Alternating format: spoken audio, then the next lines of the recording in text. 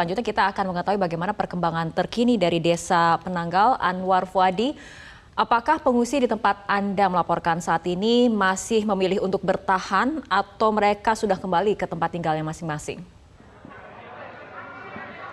Ya, Rara, memang untuk pengungsi yang berada di Balai Desa Penanggal yang menjadi pos komando juga, saat ini jumlah pengungsi jauh berkurang dari sebelumnya, ada 82 kakak.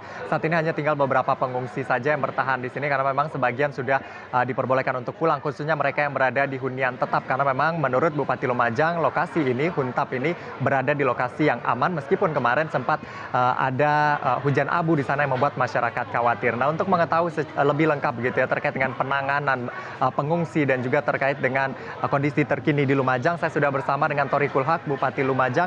Cak Thoriq, ini kemarin erupsi sudah terjadi, sudah memasuki hari kedua. Seperti apa penanganannya sejauh ini, Cak Thoriq? Ya, per tadi malam ya, kita langsung melakukan aksi untuk penanganan para pengungsi.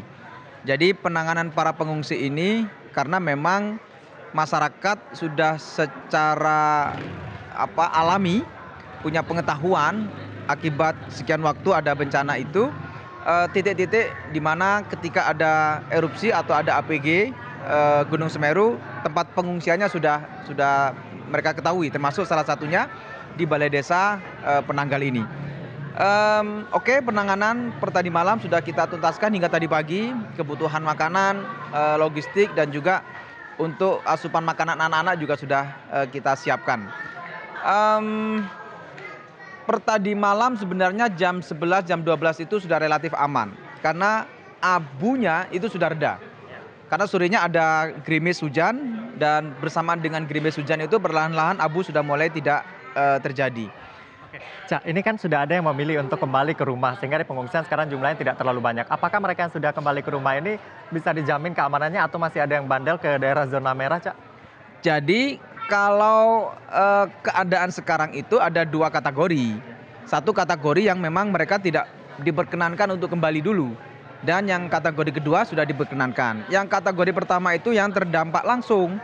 Jadi yang ada di sekitar aliran lahar Semeru yang kalau APG itu turun, nah di situ APG turunnya itu termasuk yang ada di Kajar Kuning itu. Jadi Kajar Kuning itu adalah dulu daerah atau dusun yang terkena dampak langsung karena hembusan abunya merusakkan rumah-rumah. Nah, masyarakat yang di sana sudah kita pindahkan ke hunian relokasi. Tetapi mereka pagi masih bekerja. Bekerjanya di mana? Ya di Kajar Kuning karena lahannya di situ, sawahnya di situ. Nah, bekas rumah-rumah yang dulu hancur itu sekarang terkena material APG yang ya ada yang tertimbun, ada yang separuh terkena, ada yang secara keseluruhan. Itu yang kita sampaikan ke masyarakat, jangan ke sana. Karena itu masih zona merah. Tapi mereka punya rumah sudah, mendapatkan rumah hunian tetap yang ada di Desa Sumbermujur itu. Nah, termasuk yang di sini masyarakat yang sekarang bertempat tinggal di pengungsian ini, ya salah satunya adalah warga yang ada di hunian tetap. Oke, Cak, apakah nanti akan ada penyisiran atau bisa dikatakan sweeping juga dari pihak Pemkab untuk memastikan tidak ada warga yang berada di titik-titik bahaya, apalagi kan tadi hujan ya, lahar yang kita khawatirkan, Cak? Jadi kita tadi sudah putuskan barusan selesai rapat. Portal itu kita fungsikan di pintu masuk zona merah. Termasuk tadi di Kajar Kuning, juga di beberapa titik di Sumberwuluh dan juga di Curah Koboan yang arah dari Kecamatan Pronojiwo yang di Desa Supiturang. Oke, kita akan pastikan di situ ada portal dan ada yang menjaga.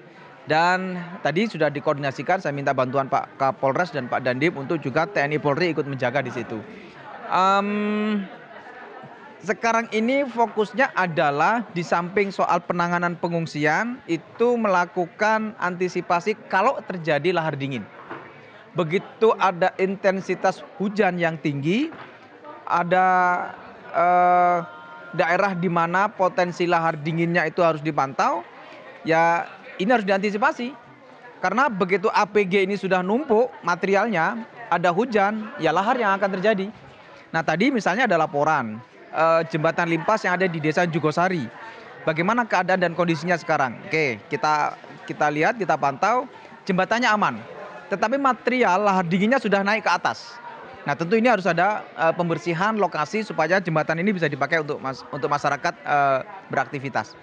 Cak Torik, tadi dikatakan mereka sebenarnya sudah memiliki hunian tetap yang sebenarnya sudah ada sejak tahun 2021. Sejauh ini kendalanya seperti apa? Apakah masih ada yang belum mendapatkan ruangan di sana? Rumah ya, jadi total yang dibangun itu adalah 1.951, sudah selesai terbangun. Kemudian yang sudah masuk ada 1.200. Sisanya kita asesmen, karena mereka masuk rumah itu harus memastikan bahwa rumah itu sudah tidak ada kendala. Misalnya ada laporan rumahnya ambles, lantainya ambles. Ya tentu kita tidak sarankan untuk ditempati dulu. Kita perbaiki lagi, kita asesmen supaya begitu masuk tidak ada masalah atas pembangunan yang tidak sempurna. Karena bangunnya banyak 1.900. Itu yang kita asesmen. Begitu sudah asesmennya selesai, rumah-rumah yang kita asesmen sudah betul layak untuk dihuni, nah kita bertahan atau bertahap memasukkan mereka. Total yang sudah masuk itu 1.200. Targetnya untuk ini bisa terbuka? Saya tadi minta hari Rabu besok sudah ada percepatan. Kalau sudah ada rumah yang sekitar 300-400 ready, siap, mereka harus segera masuk. Oke, terima kasih Cak Torik. Tentu kita berharap penanganan ini bisa maksimal sehingga masyarakat juga bisa tenang begitu ya dengan adanya kondisi kali ini. Terima kasih Cak Torik.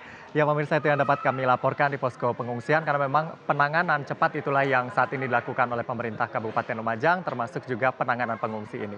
Kembali ke studio. Baik, terima kasih Anwar Fuadi dan juga Kumbang Ari atas laporan teman-teman dari lapangan.